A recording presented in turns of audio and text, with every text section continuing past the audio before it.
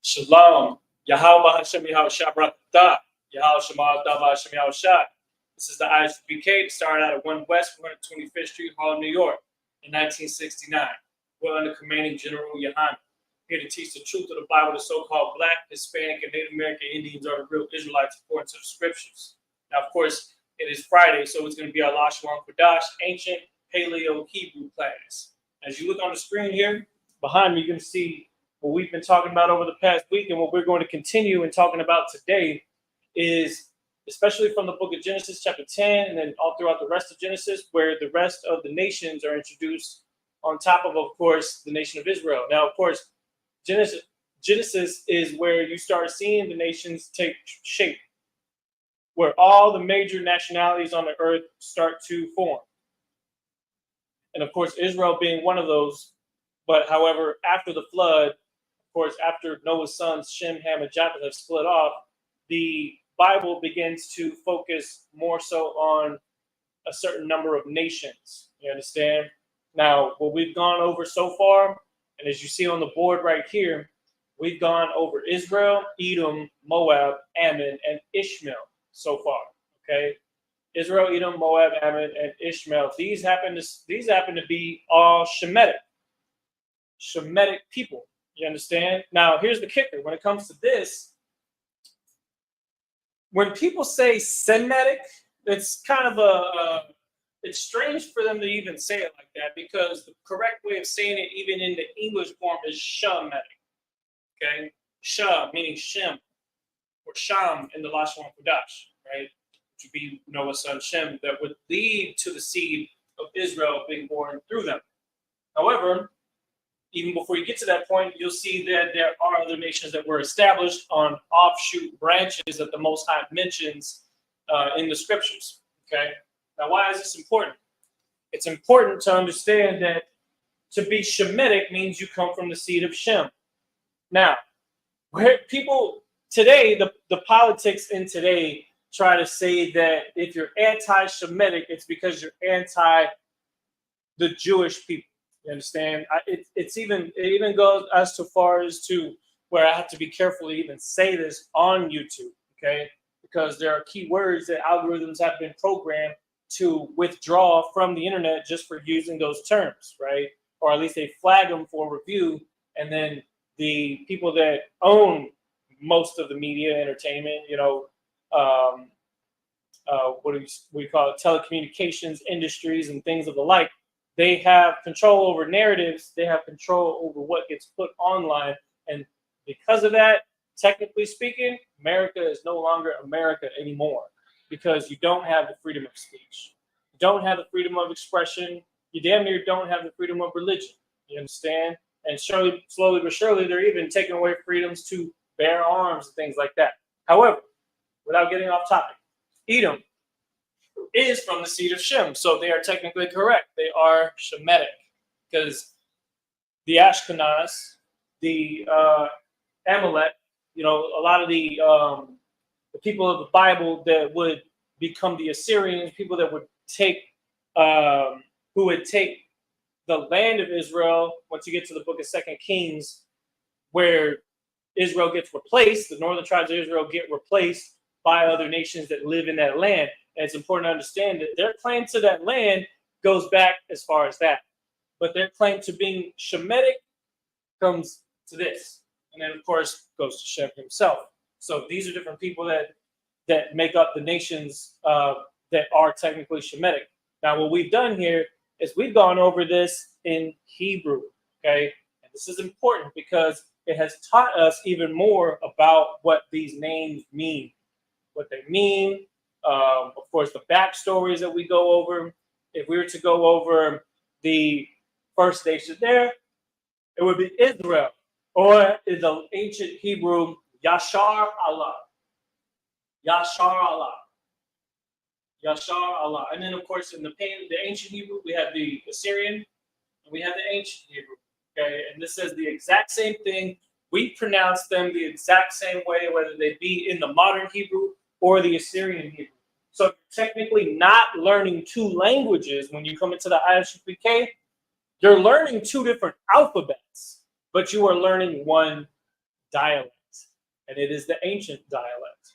We do not speak Yiddish. We do not speak modern Hebrew. Those include vowels, and the ancient Paleo Hebrew does not use vowels. Okay? We again point you to the direction of our list right here, which shows you the key characters for the Lashawan Kodash. Okay? Let me leave this on the board for a second. I'm going to make sure to share the class. For those of you that are tuning in, make sure to check into the chat. You know what I'm saying? Post your questions. If you have any words that you want to have broken down, you want to have any vocabulary, now's the time to do so. Go ahead and post them in the chat. Okay. Ain't no wrong with that. It's a good way to do it. All right. And the reason why we want to continue to learn more about the Lashawan Kodash is because the language itself does have a power behind it. Okay.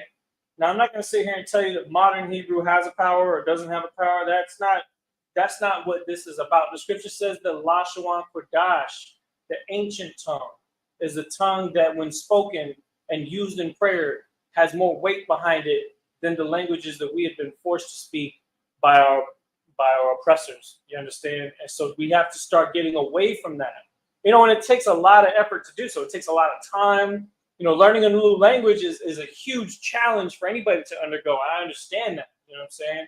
I myself am learning Spanish right now while I'm learning Hebrew, because I'm not going to sit here and tell you that I'm completely fluent, but learning how to read the characters, learning how to say them, starting to see more of these phrases, vocabulary, starting to see more of these sentences being put together, understanding the sentence structure, understanding the grammatical rules that follow every given language. It is an interesting thing because you're starting to see more or less the beginning of grammatical languages here, okay?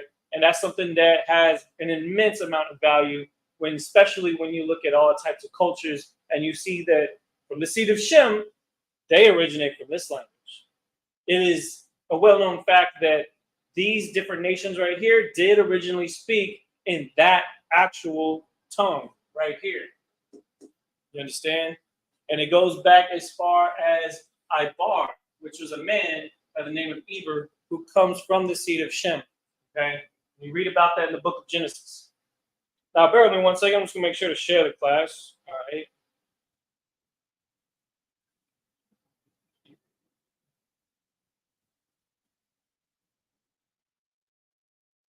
Ancient.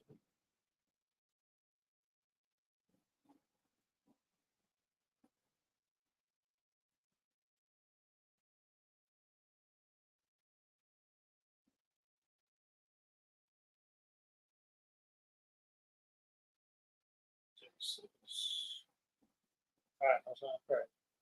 So now that we've gotten this far, we're going to continue today, but let's do a quick recap of what we've gone over in the previous week. Okay. Again, H3478 is the designation for the Hebrew Strong's word Yashar Allah. Yashar Allah. If you have any questions about how to pronounce these characters, again, refer to the right side of the screen. we highly recommend that you practice pronouncing these characters, because the more of times you pronounce the characters, the easier it will be to pronounce the words themselves, and then you start picking up the pace. Then you can even switch between the ancient Hebrew and the modern Hebrew on the fly. Though they're two different alphabets, they will sound the exact same when we use it. Okay, you're not going to hear the way we pronounce it when you listen to outside sources that may use the Assyrian. They may even use the Hebrew and pronounce things differently than us. But one thing's for certain, we know that the original language had no vowels in it.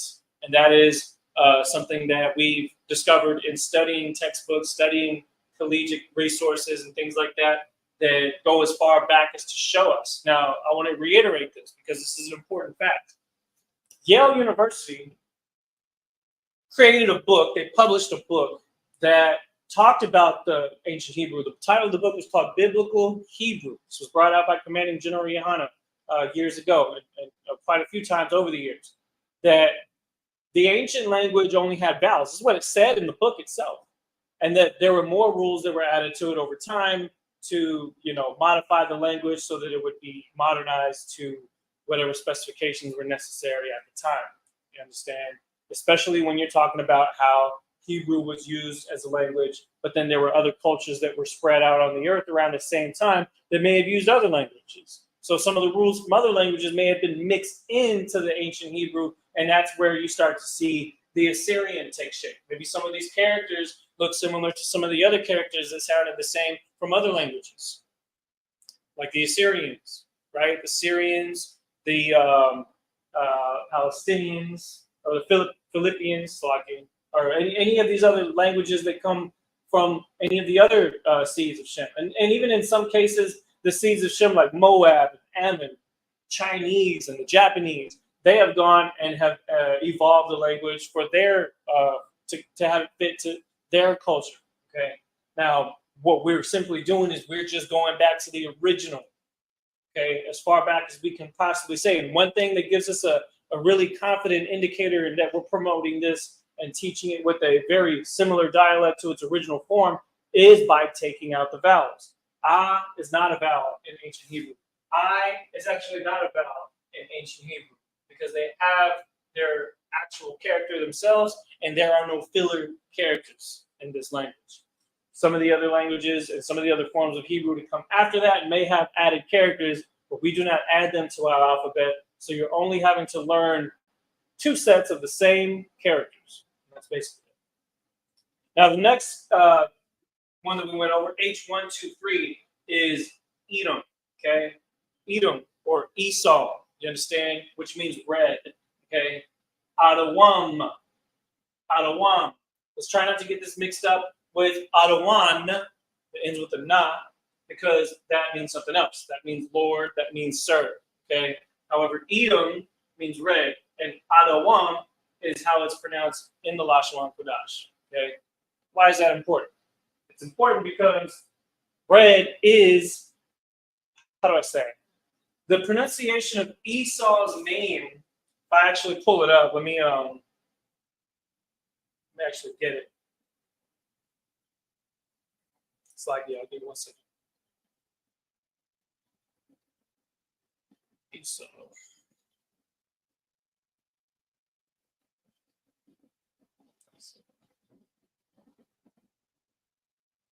Where's it?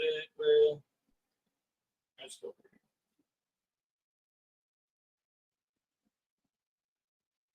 I'll show y'all something.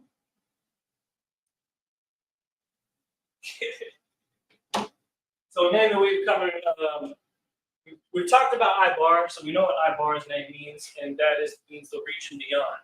Okay, that is, of course, the predecessor of the Hebrew language. That's why Hebrew actually almost sounds like Ibar. But here we have Aisha. Aisha.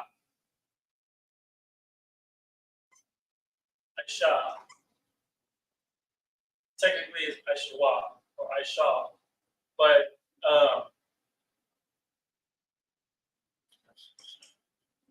it's another way of saying his name.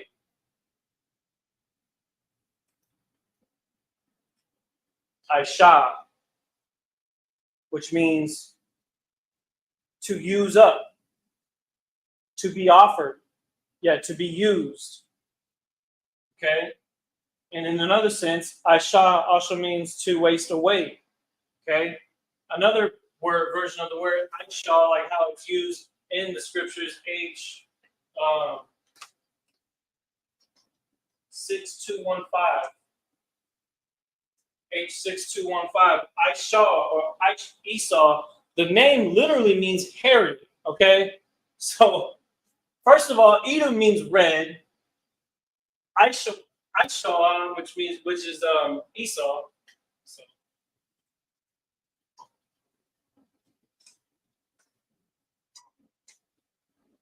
you could say Aishawa, but Aisha is a more modern way of saying it. Aishawa is the ancient way of saying it. Esau means hairy. It means hairy. Why would it mean hairy? It means hairy because Esau was all hairy all over, like a red garment. They say he was red and hairy in Genesis 25 when he was born. And that tells you what? That tells you that that's the way he looked. Now, why is that important? Why is it that they described how he looked and not how Jacob looked? Because this was foreign, so it had to be mentioned. You know what the Bible tends to do, especially in the book of Genesis, is that as new things are introduced, as the story gets driven on, the things that get focused on the most are new things that happen in the book. Okay? New events, new important characters, new people that are a part of the narrative. Okay? Now, a new description means that this person looked different from everybody else at that time. Okay? We know that Noah was dark skinned. We know that Adam was dark skinned. We know that the Judites were dark skinned. Okay? Going throughout the scriptures, that becomes more and more evident. What doesn't become more evident is the fact that every time it mentions things like having lighter flesh, Moses' hand being leprous as snow, those types of things actually refer to this definition right here, red. Because why is that?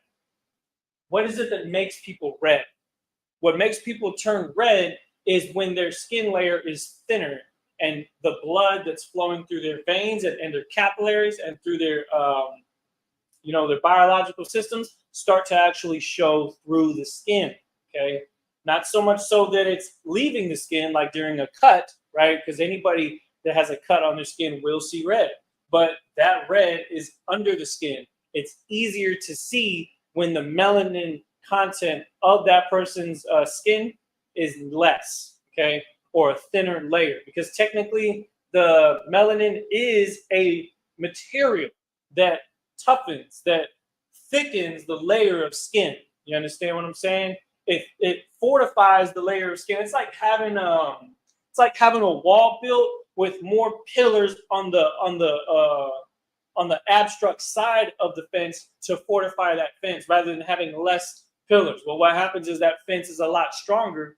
That fence has a lot more affordability because there are more layers to it. And that's exactly what melanin is. So when this becomes somebody that's introduced, Esau, he comes out hairy. But it also says that he's red. And he's red because he does not have as much melanin on his skin. Okay? That is, by definition of the actual Hebrew characters, what he is, how he looked. You understand? That's what you need to keep in mind when we're studying these languages, when these vocabulary words start to come to the surface, because the actual language itself shows you just how true the Bible is. The problem with modern society is that there are many different versions of the Bible. Well, we know that the King James Version is the most reliable that we could possibly get to the Hebrew.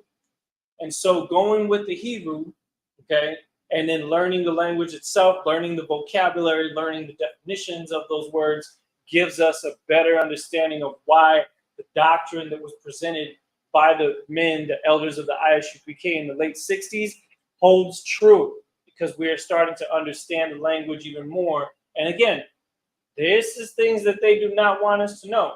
They don't want you to study Hebrew. They don't want you to say, Abba, Gada, Hawa, Za, Kataya, Kala, Mana, Sa, Ipa, Tazak, Fa, Ra, Sha, Ta. These characters, they don't want you to use those characters together. What they want you to do is use their languages, their characters. Because the more that they can get you to speak their language, the less you're speaking of the powerful language that was given to you by your forefathers. And because of that, we tend to stay away from other aspects of our culture that leads to our own destruction. We can't have that anymore.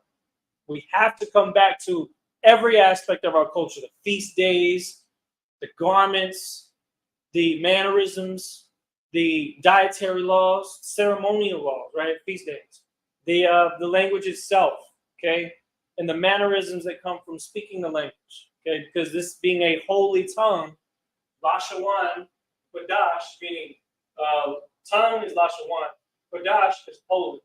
Kodash means separate, and so our language is supposed to separate us from other cultures. Now we know that again, while these are all Shemitic people, Israel was chosen to be a seed that would be separate from everybody else. Okay, so that's why the ancient Hebrew was so important.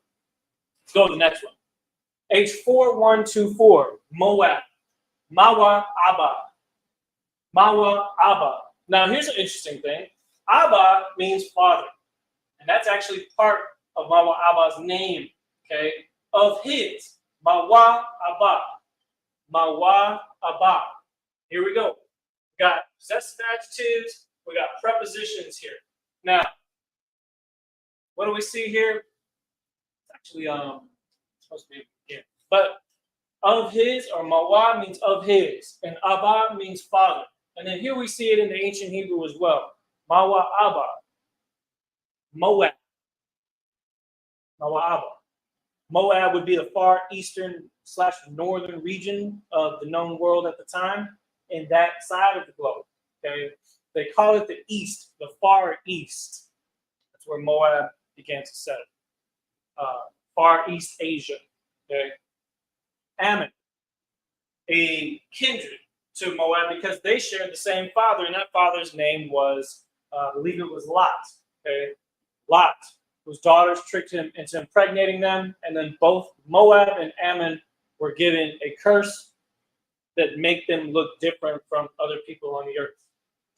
That is why you have what's called, what's the word? I was going to say marsupials. That's the mongoloids. Yes, mongoloids. Slanted eyes, thinned eyelids, very tightly lit, tightly closed eyelids, almost like to where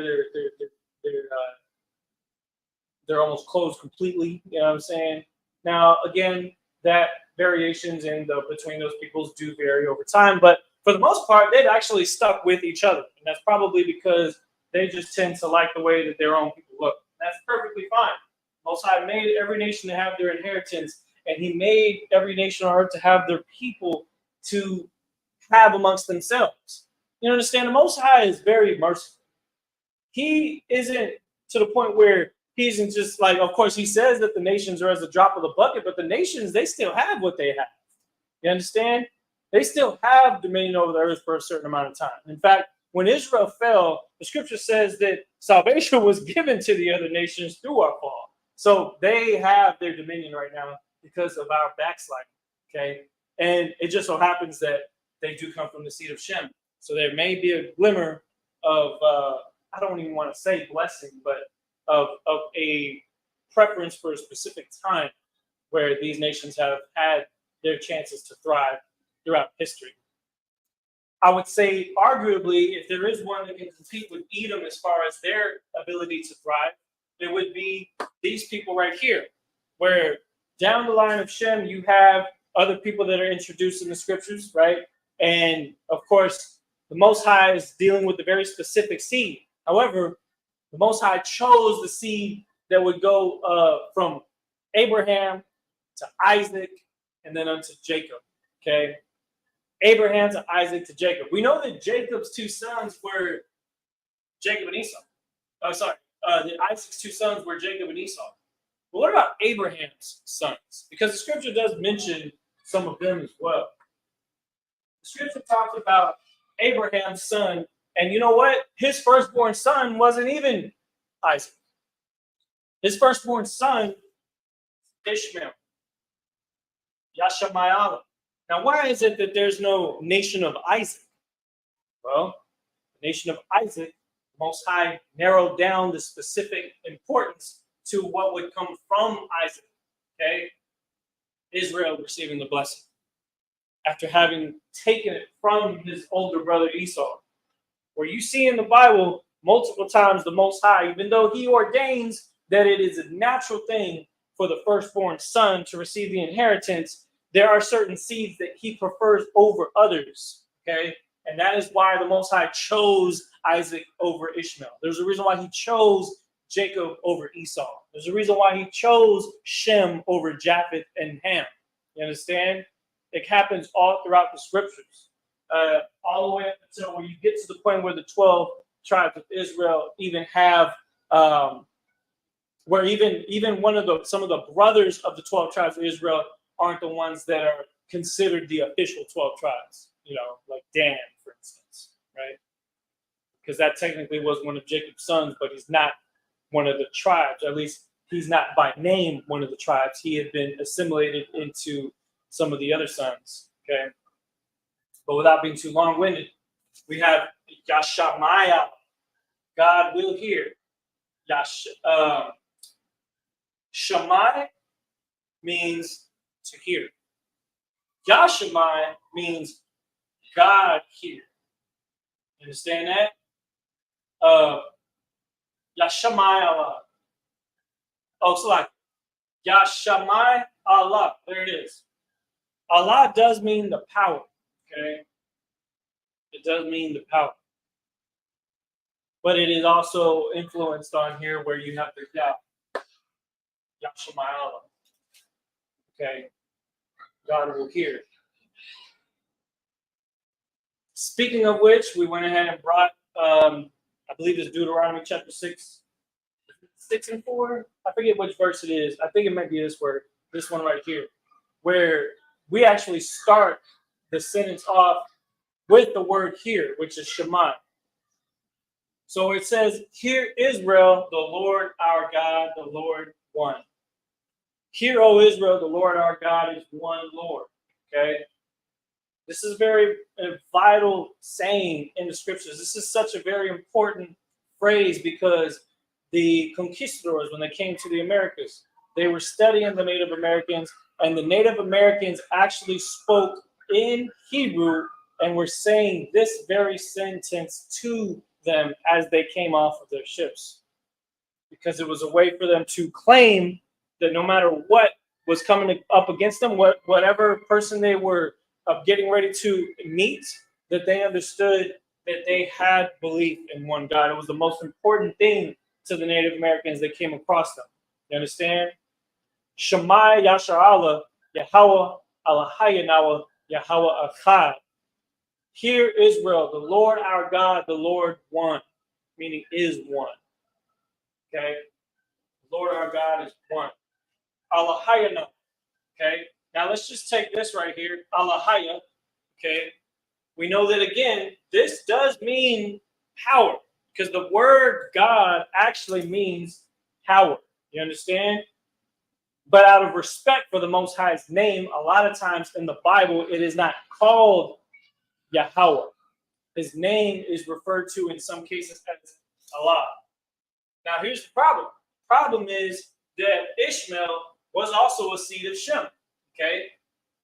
And so he spoke in the Lashawan Kodash, but the language that would be known today as Arabic, the language that would come from the Arab people. They descend from the seed of Ishmael. You understand?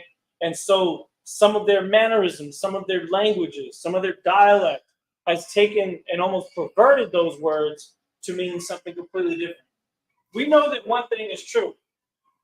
We know that Arabic religion is idolatry, because what they do is they'll go to a place that they consider to be their sacred ground.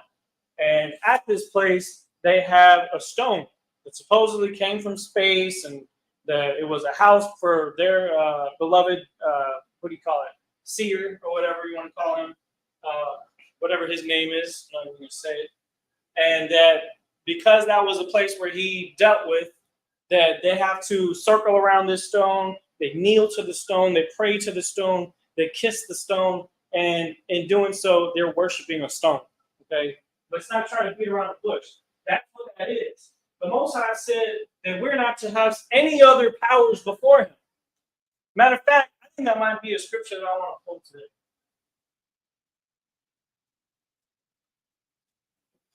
I feel like we might even have to just stay with these right here because there's so much to chew through when we're talking about this particular group of nations out of the nations that are in the Bible. Okay? So let me actually say that.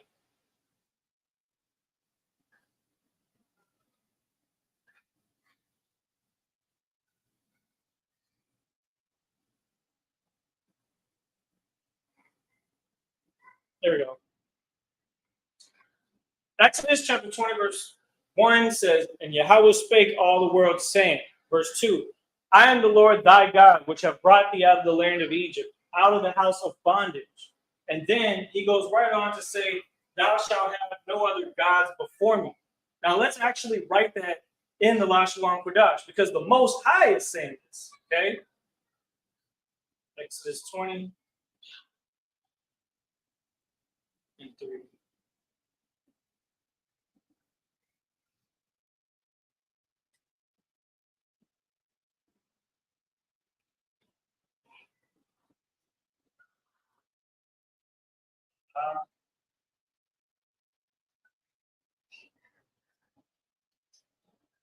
Yeah.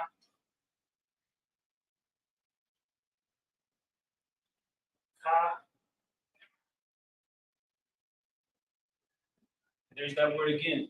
La, yum.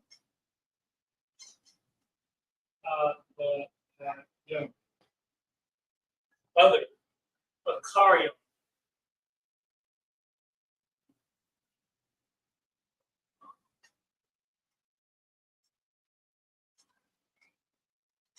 Akarium. Before me, meaning Al and then Panya. Al. It's like, yeah, I'm trying to find Panya.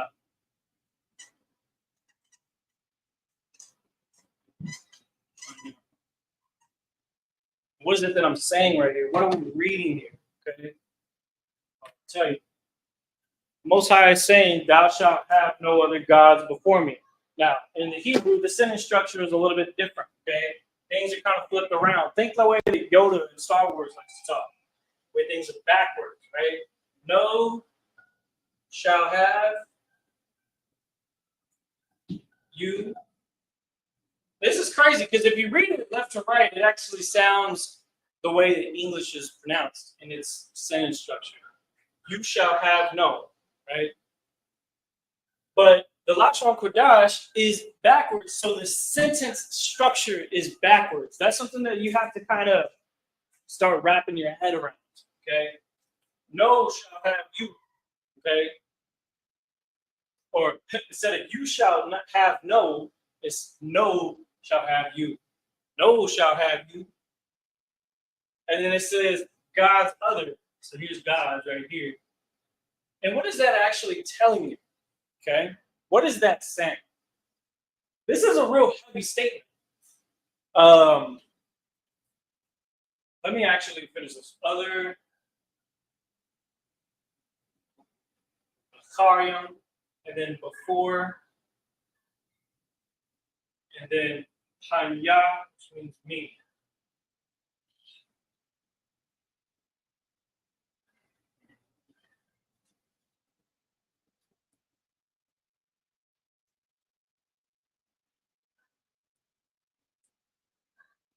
La'a Yahaya, Laka, Alahayim, Akarium, Al, Hanya.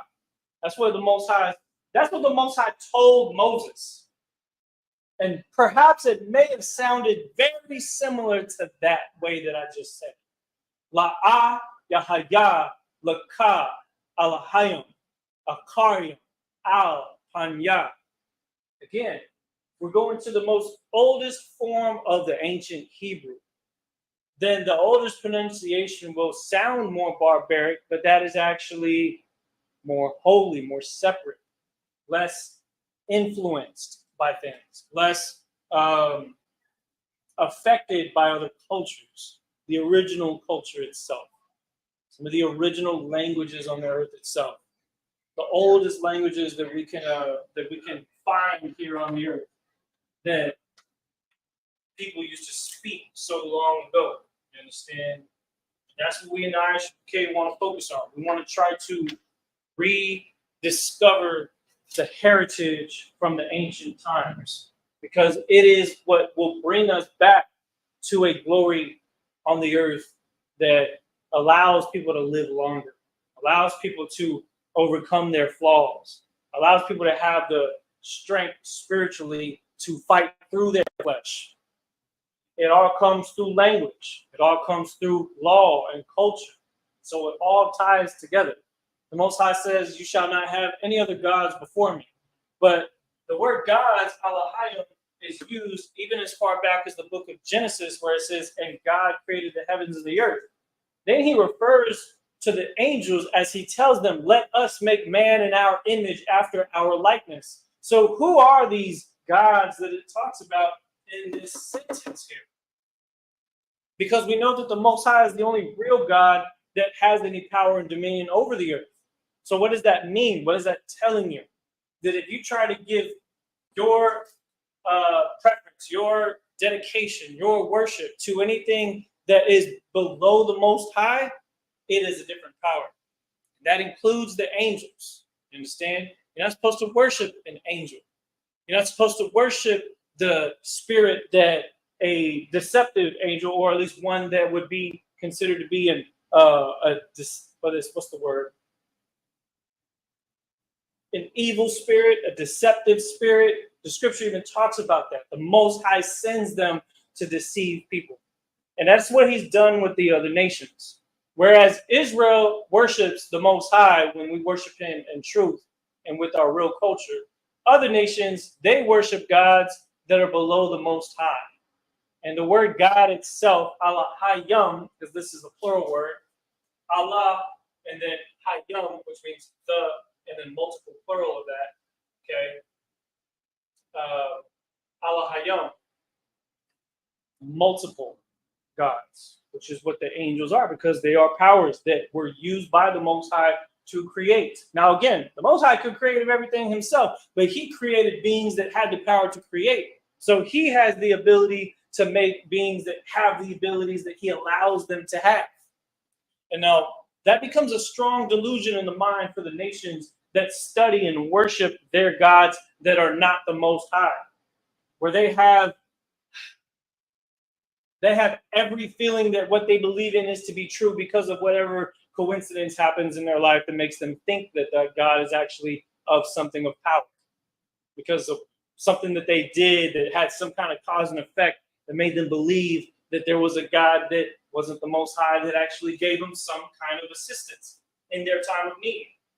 The Most High said, "Thou shalt have no other gods before me," meaning no other power, no other ideas, no idols, nothing is supposed to even come close to what the Most High deserves, because of how he allows us to function in a place that just so happens to support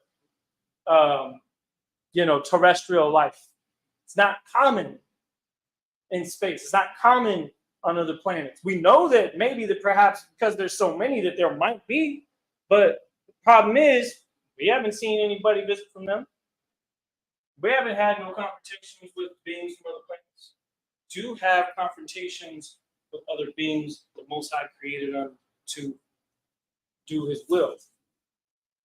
And that's something that a lot of people aren't ready to accept, because that means that if they are supposed to follow after the Most High, then they have to listen and obey what he says to do, and not what their strong delusion thinks that they should do.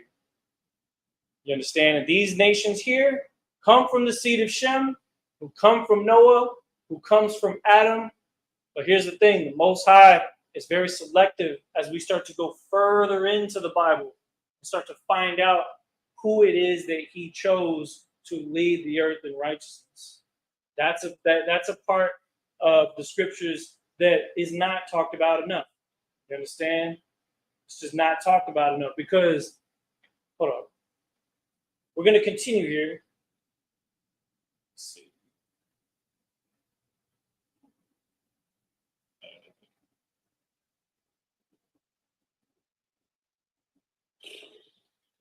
All right, here we go. Need the 18 nations. Let's continue here. We got some. Yeah, so I'm gonna keep the dark writing and black writing right there. That will indicate where we left off at the end of last class. And we're gonna continue here with the other nations that come afterwards. Okay. Now the rest of these nations are actually introduced in the book of Genesis chapter 10. They are briefly mentioned. They are not exactly expounded on too much more than that. That's for a reason. Again, the Most High is very selective on who he's really working with in the scriptures. Now we got to write this down. Now the next one is going to be Elam or Ayalam. Let me find the scriptures.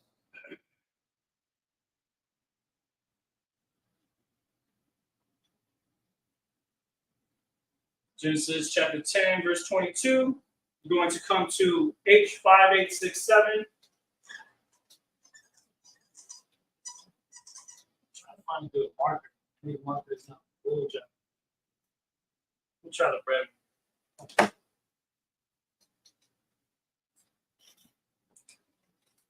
One more.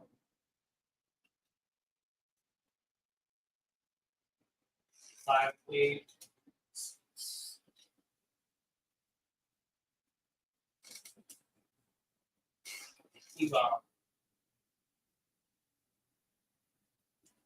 Equals Ayalam.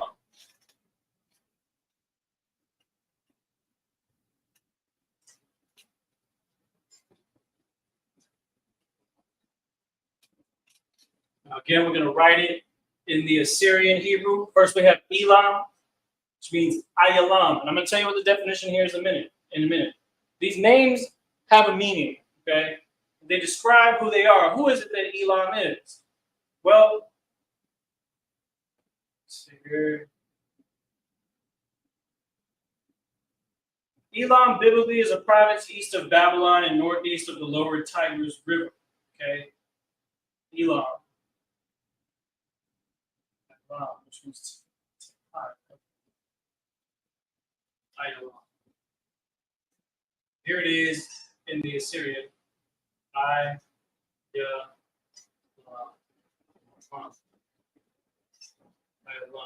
They look so much different from each other. That's just how it's designed. And the name Elam means eternity.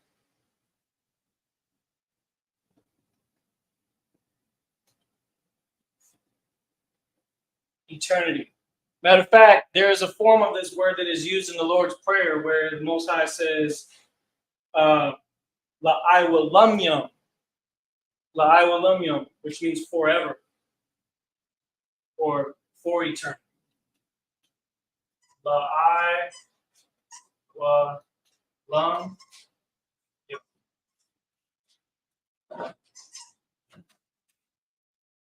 La'awalam means forever.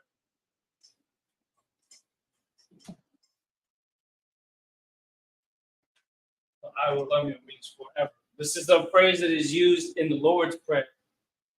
I will love you means forever. I will love you. Now, how do we find Elam in there or Ayalam? Well, Lam. There's your I. There's your lam right there. The only thing that's missing is the ya because it is replaced with a wa. Instead of it saying la'ayalamyam, it's la'awalamyam because it's joining the words for and ever. Okay, but the actual word eternity is almost like saying the same thing. So it's like it's a phrase that can say two different things. Okay, Ayalam. That is again a nation of people that you can see in the book of Genesis chapter 10. God, don't pull that. I'm gonna keep going.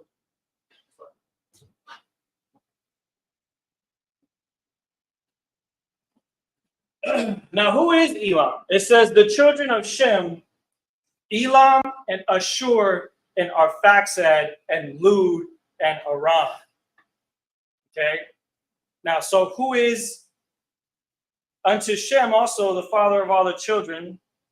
Hold on, let me back up a little bit.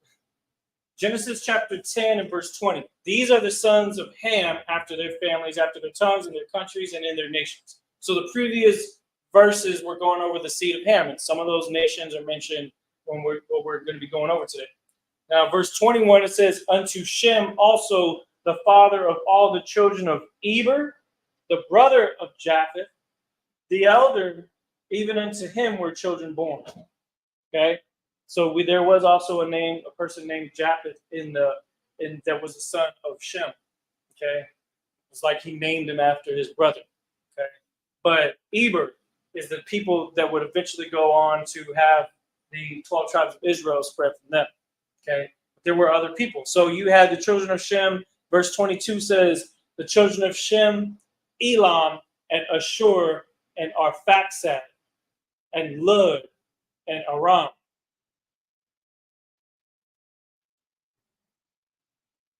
And the children of Aram, Uz, and Hul, and Gether, and Mesh.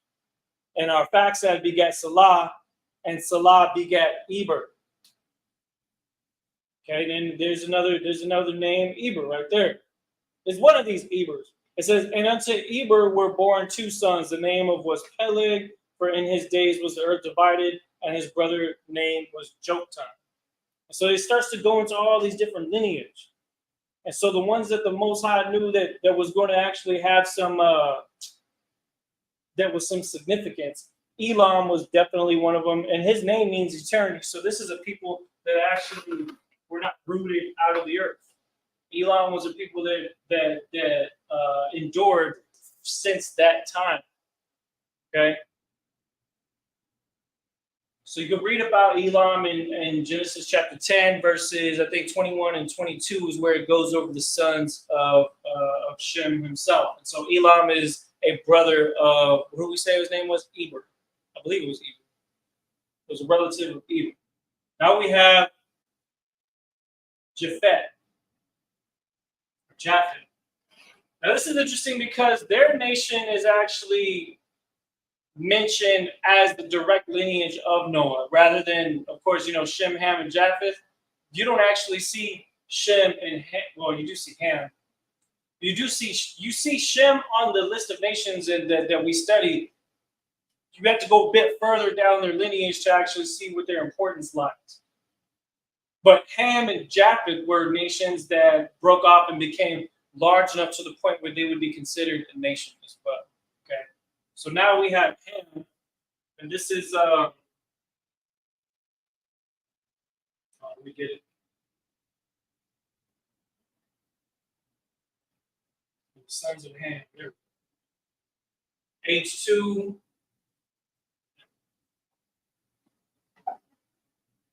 We're just using this. Try to mark this like that. Here. I gotta get down here right. Okay, hold on. 2526. Ham.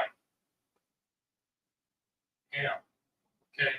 Again, one of the sons of Noah, which was a large enough seed to where he would be considered in a nation unto himself. A very large lineage is referred back to him. Now, there are other nations that would also become great from his seed that were great in number, and then those are ones that would be mentioned here shortly. But Ham is definitely one of those ones that had a large family. Now, the name Ham, okay, is pronounced Ham. Right. Let's see. Ham. And then, of course, in the Assyrian, Ham. Ham. And it sounds like like, but when you say Ham, we say Ham without the CH sound to it, right? But ancient Hebrew does have that as a consonant. Ka. Ka. So Kam is a way to say it. Kam is another way to pronounce it. Ham is a softer pronunciation of it that is almost incorrect because there is a character called Ha right here that's different. So technically the correct way to say Ham is Kam with a strong CH sound to it. You understand? Not like the word cheese, but more like, how do I say? It's more like a from the throat kind of thing, almost like you're getting ready to spit. I don't know why it's like that. Okay, that's just how it's pronounced. All right, leave me alone. Next is the definition. So it says hot. And I'll tell you right now, where Ham dwelt is very hot. Okay? Because Ham is a progenitor of the dark races that are not the Negroes that are from the seed of Shem. You understand? Not from the tribe of Judah and not from the seed of Abraham, Isaac, and Jacob. But they are dark skinned. And that's what we have to understand about the Bible is that pretty much once you had the flood take place, there were not, I wouldn't say that there were very other, really light-skinned people on earth until you get to Esau, where we see that there was somebody that looked different enough to be described as red or hairy. So you look at most dark-skinned children, hair is just dead cells, okay? And those cells are rapidly wasted when the cells don't have a lot of protection.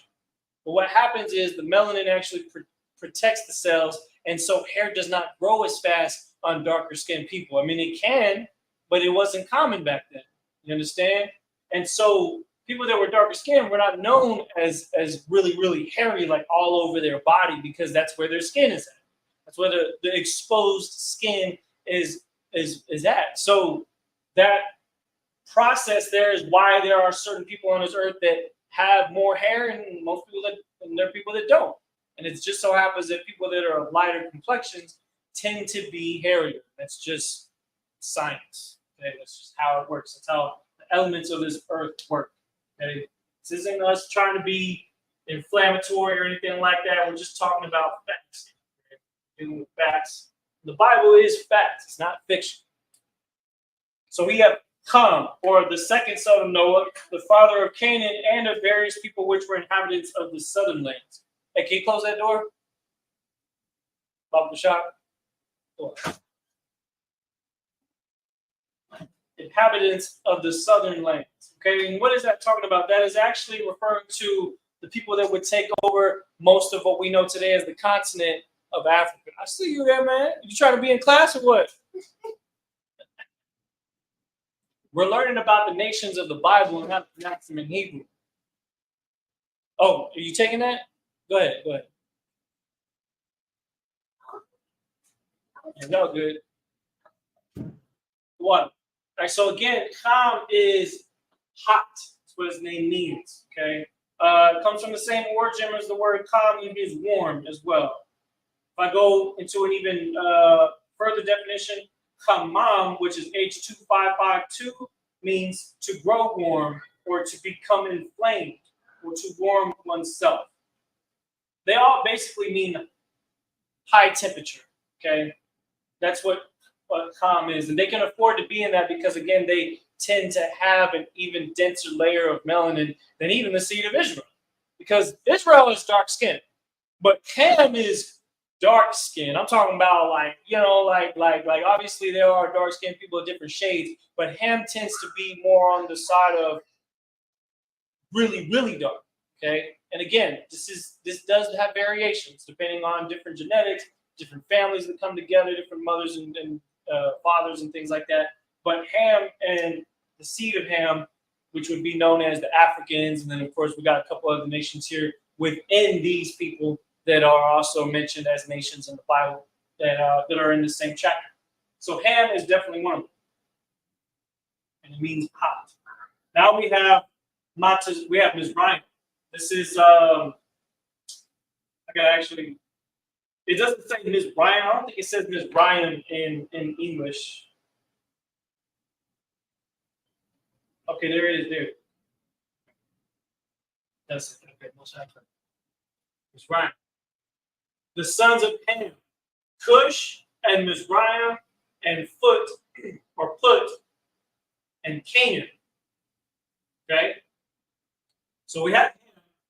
Now we're going to get Mizraim. Mizraim is H. I swear to God, it's so hot in here. None of these markers won't work. Give me a second. Let me try to find one. Wow. Yeah, H. I keep changing colors. Give me 1 second. I got to disable the green screen feature so that y'all can read it better.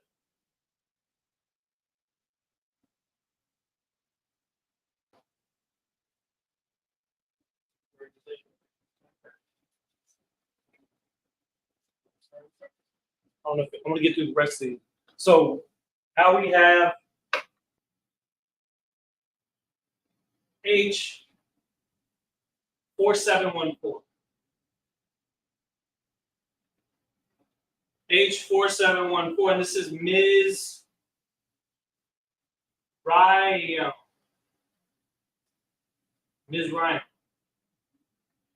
When you click on that, it's actually going to tell you it's the Egyptians. The Egyptians. The country at the northeastern section of Africa, adjacent to Palestine and through which the Nile River flows. The inhabitants were natives of Egypt. They come from the seed of Mizraim, which is from the seed of Ham, and not of the seed of Israel, though they have their similarities because they are of darker skin and complexion, which is why Moses was mistaken as an Egyptian. You understand? By people that would have been considered his kindred. They mistook him as somebody that was not of his kindred. And so this is an era here on the earth where people are really starting to figure out who's their family and who isn't their family. And that's why these nations and the names of these nations is so important, because this just so happens to show you where their loyalties lie. You understand? That the seed of Ham has a family unit to an extent, and then within that, Mizraim, they have a tightly knit family that to an extent. You understand what I'm saying?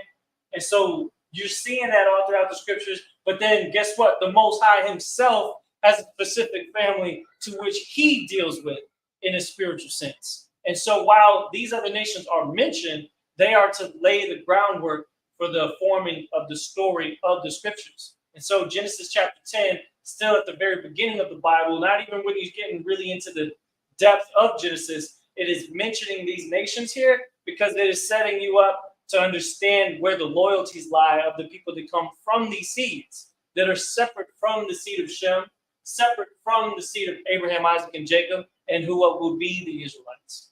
You understand? So Mizraim is Matazar-Yam in the ancient Hebrew. I'm going to show you how it's written. It's written like this. Ma-Taza, and then you have a Ra, so it's Matazar, and then Yam. Yam. Matazar is the root word here. Matazawar means mastor or siege or entrenchment. The name Matazar also means to enclosure, to siege. So the root word Matazar, this word right here, means, of course, Matazar means Egyptians, which is the plural version of Matazar. Okay, so the Egyptians were people that were siege, that would siege other nations. They were a warlike people. They were a people that would create an enclosure, a rampart. Enclosure.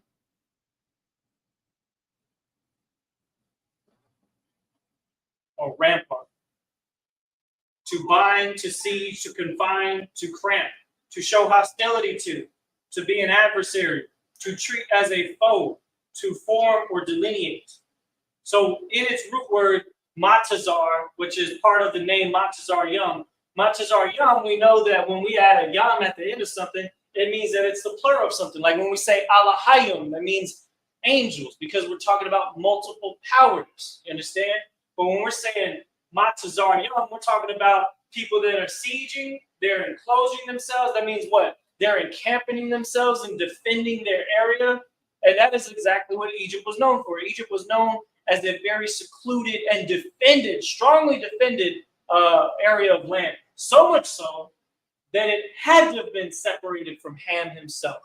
Because Mizraim comes from Ham. But the people that come from Mizraim, they built their own family strong enough to where they just started doing their own thing. And that's exactly how the Egyptians became a powerful people, because they stayed within their walls. They stayed amongst each other. And they took their power and took over other lands. They were people that would siege other people. You came to try to take anything from them, you try to visit their land, try to do something against them, then this nation of people was going to come at you with everything that they had. Till you were the one that was sieged, and you were the one that was enclosed by their weapons, by their chariots, by their men of war that would be round about. So the Egyptians are definitely people of notice in the Bible because of that. And we know that because we deal with them directly in the book of Exodus. Once we get to the book of Exodus, we start dealing with Mizraim much more personally. Okay? Most High has something for him too. So now we had Matazarium. Now we're going to do that in this side here. I need to write this. So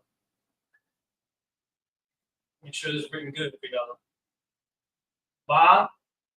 Right. And you have Tazah. Tazah is kind of tricky. You got to write it like this. Matazar Yam. Matazar Yam. Check on the right. See if I'm writing it the right way. There's your Matazar, just like right here, Matazar. Okay. And you have your Yam. Yam. Right there. Matazar. Again, the name means Egyptians, literally. And when you actually go in the Bible, in the English Bible, and you were to go to the Strong's, if you were to go and actually look up the first time the word Egyptian was used in the Bible, it would say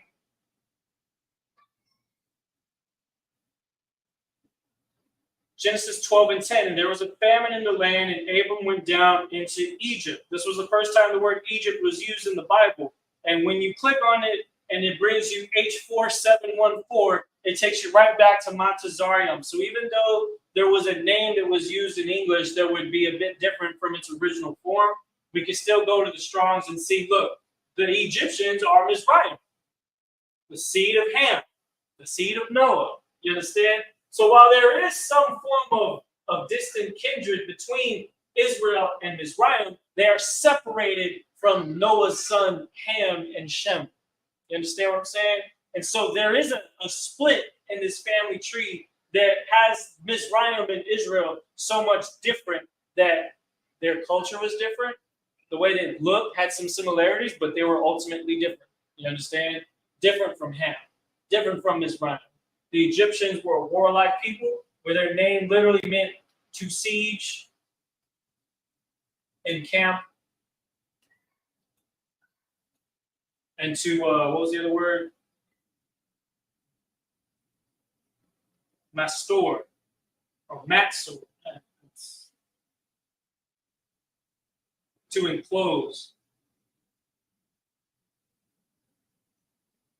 That's what the Egyptians did. That's exactly how they rolled.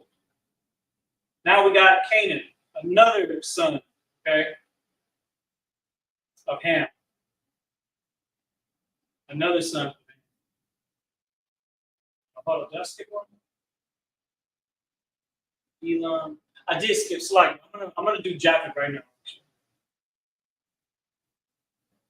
Japheth.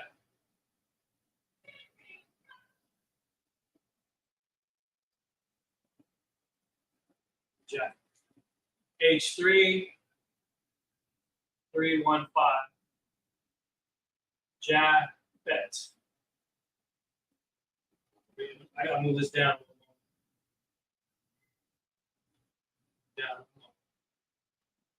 Japheth. Stand. Japheth means open. The third son of Noah, whose descendants after the flood settled on the coastal lands of the Mediterranean, spreading north into Europe and parts of Asia. Okay, that's what it's telling us in this definition here. Japheth is how it's pronounced in the ancient Hebrew. Yapah. Got time for one more. I'll do one more. Yapah. Now in the Assyrian, it looks like this. You have your Ya. Okay. You have your Pa. It kind of looks like this Pa. Then you have your Tha, which almost looks like a little, like a kid would draw a stick figure of a dog or something like that. So just try to remember that. Yapah. Yapah. See it right there. There's your Tha right there. Yapah. Now Japheth's name means open. And they really did open up the whole northeastern side of the globe at the time, beyond the Mediterranean, and became a number of different nations as well. But I believe that Japhet may be a bit far removed from a lot of the story of the Bible. So a lot of the people that come from them, as far as like the different lineage of people, is not mentioned nearly as much as we see from Ham, which included Mizraim with people like that. You understand? So you have to keep that in mind. Japheth, being one of Noah's sons, is a little bit more of a footnote in the story of the Bible, at least for most cases, at least the beginning of the Bible, we know for sure, that Ham, Matazarium, Awad, Cush, those are names that start to have more of a interference with the affairs that Israel had at the time in this side of the world. And that's because they went a different direction. They started going elsewhere and started doing their own thing far east, okay? Does not mean that they ended up being Ammon and Moab, because they too would go far east, but Japheth himself does go further out, okay? So they opened up I guess you could say, the lands in that sense, but a little bit more sporadic as far as their dense populations. Next one we're going to cover here, I want to do Canaan, because Canaan is definitely one of the more important ones with the sons of Ham. So that's going to be it was too bad. Canaan.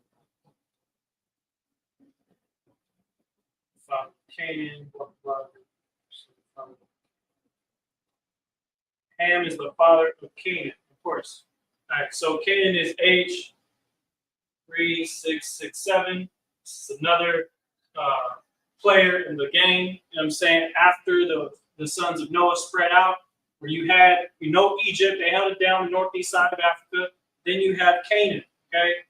Canaan, the land west of the Jordan, people by the descendants of the Canaan, and subsequently conquered by the Israelites under Joshua. This is why they're important. Canaan, their land was taken over by Israel. That's the importance of their land, because it's the west of the Jordan, which you actually know as the land of Israel today, or at least part of what the Bible describes as Israel. So Canaan was factored here. Okay. Now, how do we say that in the Hebrew is ka, na, ayin. Kana ayin. Hope I'm not blocking the screen. Okay, most I am correct. Kana ayin. Now in the Lashon Kodash, it looks like this. Kana. In the Assyrian, it's going to look like this. Ka. Then we have na, which looks like this when it's not used in the end of a verb or of a phrase. And then you have I, which looks like this. And then and na. Notice that na right here and na right here, there are two versions of it. This is a grammatical lesson for y'all right now. When it comes to the Assyrian, there are two different versions of the word na, or the character na. Ka, na, ayin. Think of na, the way you draw it in the Assyrian, is the same way that you draw wa. Wa and na are drawn almost exactly the same. The only difference is that na, which again is a na that's used at the end of a phrase. Remember, Hebrew is read from right to left, so it's at the very left side of the phrase, and it goes beyond where most of the other characters end. That's how you know how it's a na, because it goes a little bit farther past the pen stroke when you write it. Just, you don't have to exaggerate it that much, but enough to where you notice that if it was right here, we would say that it's wa, but we know that it's not that, so it goes a little bit beyond that. And it's ka, na, ayin, how you join them together. Ka, na, ayin. And that name, Canaan, means lowland. Low land. If you don't believe me, it's H3667 in the Strong's Concordance. Canaan, lowland. Might try to do the last two. I don't really got a lot of room for it. I got Cush and Pawat. Kawash and Pawat. Those are two other words. You know what? I won't put them on there today. Which I believe are also people from the seed of Ham as well. So that's another thing. Hey, really slow. Yeah, I'm trying to get better markers. I gotta go and get a whole new set because I'm telling you, it's temperature. Texas is so hot that it ruins markers. We just put it like that.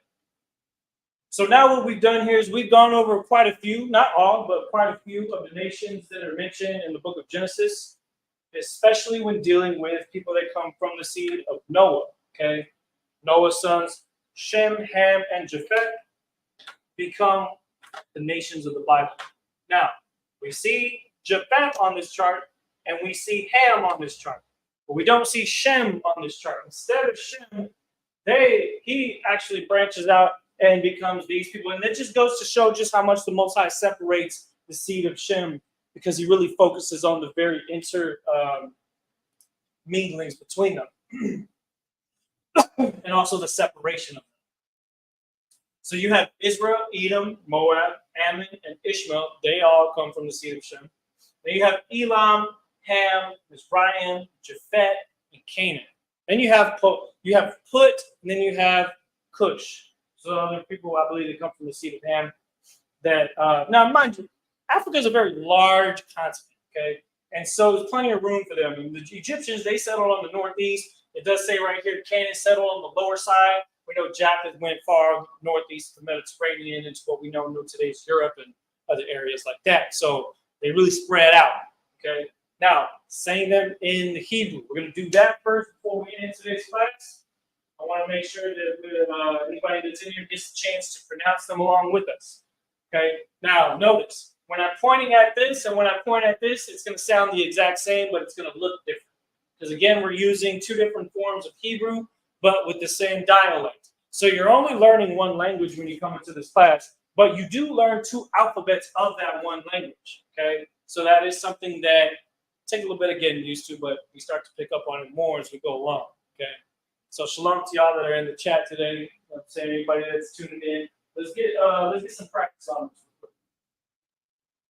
Israel equals Yashar Allah equals Yashar Allah, which means Prince of the Power. Edom equals Adawam equals Adawam, which means red. Comes from the seed of Esau, which is Aishwa, and means hairy. Okay. Moab equals Mawa'aba, means pronounced Mawa'aba, of his father, of his Abba, of his father. Ammon equals Imawan, equals Imawan. The Japanese, their name in the Bible means tribal. Right? Samurais, your shoguns, all that kind of stuff. They are a very tribal people. Ammon. Ishmael equals Yashamayala, and their name means God has heard. God has heard. The root word in this is Shammai, Yashamai Allah. Of course, another important word, Allah, which means powers. The Most High has heard. Yashamai Allah. The power has heard. And of course, these people become the Arabic people. Okay. Next, you have Elam, and it's pronounced in the ancient Hebrew, Ayalam. Ayalam. Again, Ayalam in the Assyrian Hebrew, and it means eternity. What do we compare it to? The Lord's Prayer. When we say La Ayalam, that means forever. La Ayalam. It's an alternative form of Ayalam. Understand? Ayalam means eternity. La Ayalam means forever and ever and ever. That's why it's almost like La Ayalam means La Ayalam, and then the yam makes it plural, so it's like an eternity on an eternity on an eternity. So La'ayalam is kind of similar to Ayalam, okay, in its definition. And we have Ham, which is pronounced Ham,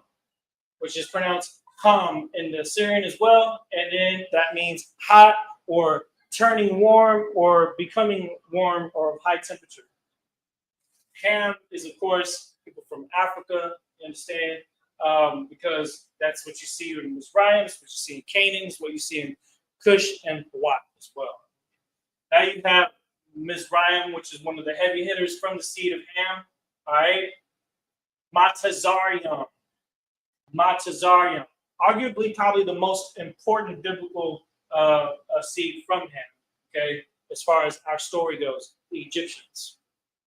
Their name, Matazar, means to siege, to encamp, and to enclose. Matazar is the root word of Matazarium, or Mizraim in the English. Matazarium means Egyptians, or a people that like to siege and enclose and defend. So they like to attack, they like to defend. They became a great nation, we know, because they had many resources due to their conquering. They had many resources, of course, because they lived on a very fertile land, the Nile River, right? Ran through Egypt. You build an entire strong civilization when you have that kind of water supply. You understand? Japheth, page 3315, Japheth, one of the sons of Noah, whose name means opened, meaning he traveled this direction, he had little resistance in doing so. Okay? And that's what Japheth was able to do. Now we got Canaan, Canaan. Same pronunciation, means lowland.